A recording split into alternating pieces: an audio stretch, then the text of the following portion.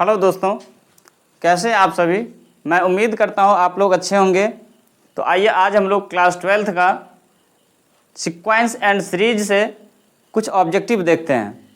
वैसे इससे पहले भी कुछ ऑब्जेक्टिव कराए हुए थे, आज फिर से ऑब्जेक्टिव कुछ देख लेते हैं, 2-4 ऑब्जेक्टिव बनाते हैं। देखिए पहला नंबर क्वेश्चन है, फर्स्ट क्वेश्चन है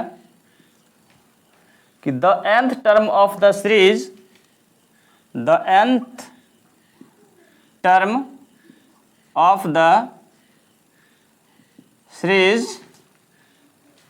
1, 7, 13, 19, 21 is 901, then the value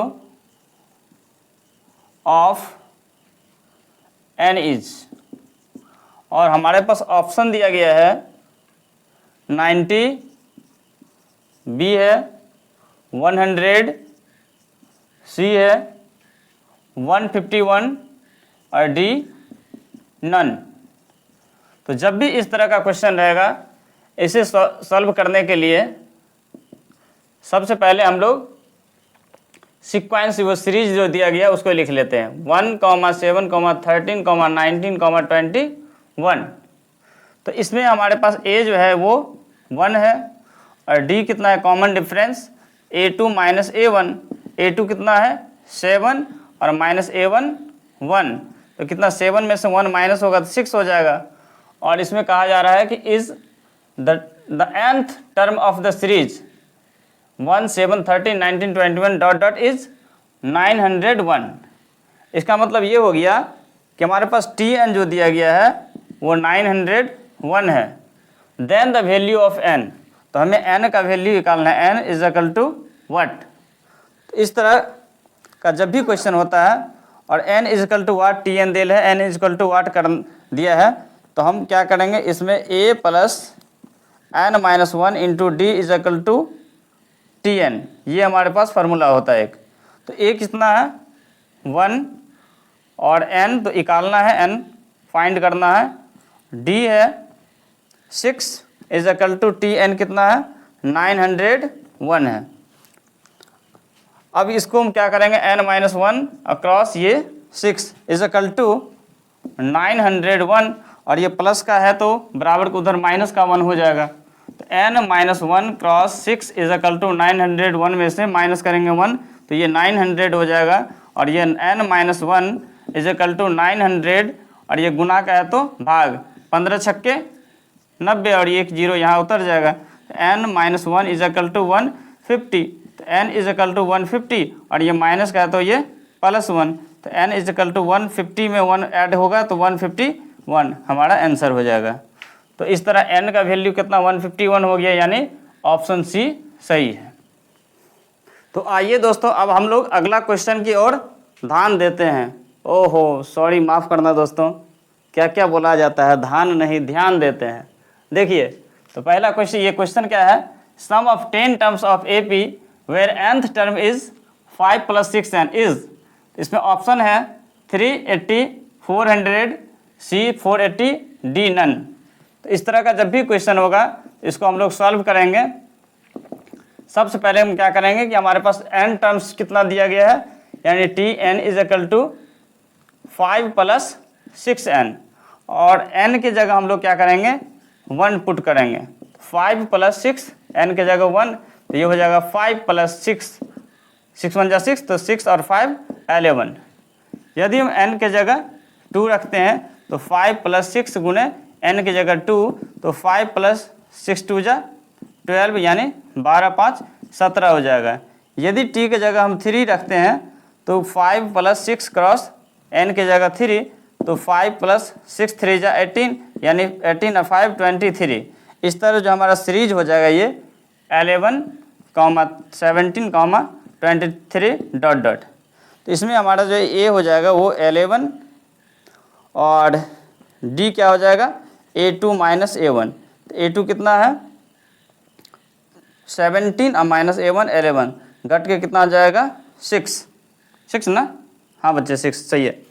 तो और हमें निकालना है क्या, सम ऑफ n टर्म्स, तो n जो दिया गया है वो sum of 10 terms, sorry sum of 10 terms, यानी n जो है वो 10 है।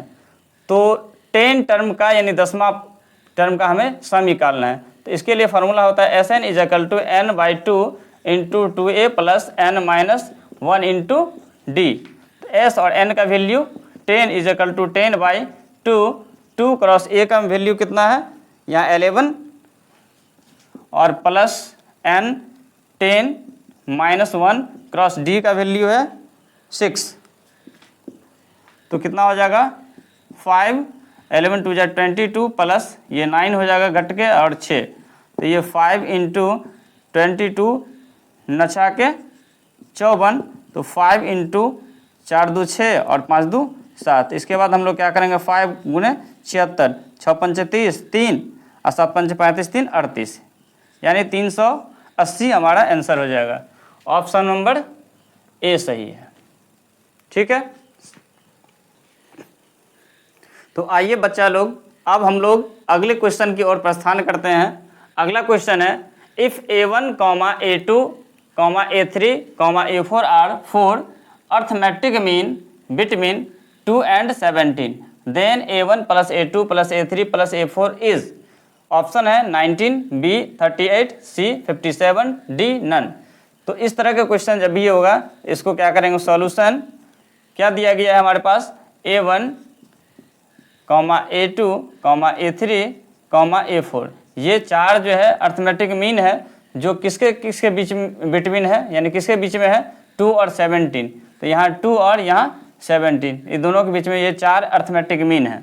तो इससे हम क्या निकाल लेंगे a इज इक्वल टू 2, तो ये हमारा a1, a2, a3, a4, a5, a6 है। तो a6 कितना है 17 है। तो हमारे पास एक फार्मूला होता है a plus n minus 1 into d is equal to कितना 17। तो a प्लस n, देखिए a n होता है, आप यहाँ चाहे तो ऐसा भी लिख सकते हैं a n, तो n की जगह n की जगह 6 और minus 1 into d is equal to a और n की जगह 6, तो a प्लस 6 में से 1 माइनस होगा तो 5d is equal to a6 कितना 17। तो ये समीकरण, इसको समीकरण 1 ले लेते हैं और इसको 2। अब क्या करेंगे 9 a is equal to 2 put in equation second, यानी a का वैल्यू 2 जो है वो इक्वेशन सेकेंड में रखना है। ठीक है, देखिए तो a plus 5d is equal to 17 है, तो a का value 2 plus 5d is equal to 17, तो 5d कितना हो जाएगा 5d इज इक्वल टू 17, और ये प्लस का है तो बराबर को उधर माइनस हो जाएगा, तो 5d इज इक्वल टू 17 में से 2 माइनस होगा 15, तो d इज इक्वल टू 15, आई गुना का है तो भाग हो जाएगा, तो 5 तिया 15, यानी d इज इक्वल टू 3। तो हमें क्या निकालना था, a निकल गया, d पता हो गया, हमें निकालना था क्या अंत में a1 plus a2 plus a3 plus a4, ये निकालना है।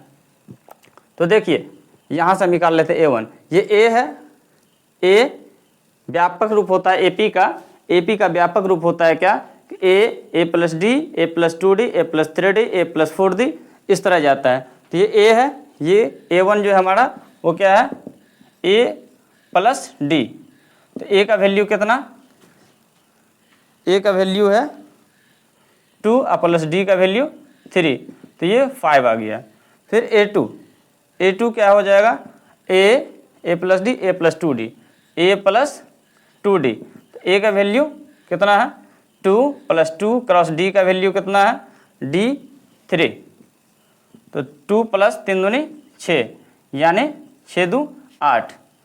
फिर हम निकालेंगे a3 का, a3 कितना हो जाएगा, तो यहाँ देखिए a1 था, d अकेला था, a2 हो गया, d 2 हो गया, और a3 हो गया a प्लस d, ये हो गया a1 a प्लस d, देखिए a1 है a2 a3 तो ये ए प्लस डी, ए प्लस 2d, ए प्लस 3d, ए प्लस 3d। ए कितना 2 प्लस 3 अक्रॉस डी का वैल्यू कितना है, डी का वैल्यू यहाँ 3, तो ये कितना हो जाएगा, ये कितना हो जाएगा 2 प्लस 3 3 9 यानी 11 हो जाएगा। यहाँ लिख लेते देखिए, A3 आ गया A4, A4 हो जाएगा हमारा A प्लस 4d। A कितना है 2 प्लस 4 क्रॉस डी का वैल्यू कितना है 3, 2 प्लस 4 3 12 यानी कितना हो जाएगा 4। हैंस क्या करना है अंत में, A1 plus A2 plus A3 plus A4। A1 कितना है, यहाँ देखिए A1 5, A2 8, A3 11 और A4 14। तो ऐड करेंगे कितना हो जाएगा, 4 1 5 8 8 5 13 5 18 हासिल 1 1 2 1 3 38 यानी ऑप्शन हमारा बी सही हो जाएगा। 3 ऑब्जेक्टिव कराए हैं, तीनों समझ में आया होगा, और यदि समझ में आया है तो थोड़ा सा लाइक कीजिए, सब्सक्राइब कीजिए और अपने दोस्तों के बीच में शेयर भी कीजिए। Thank you.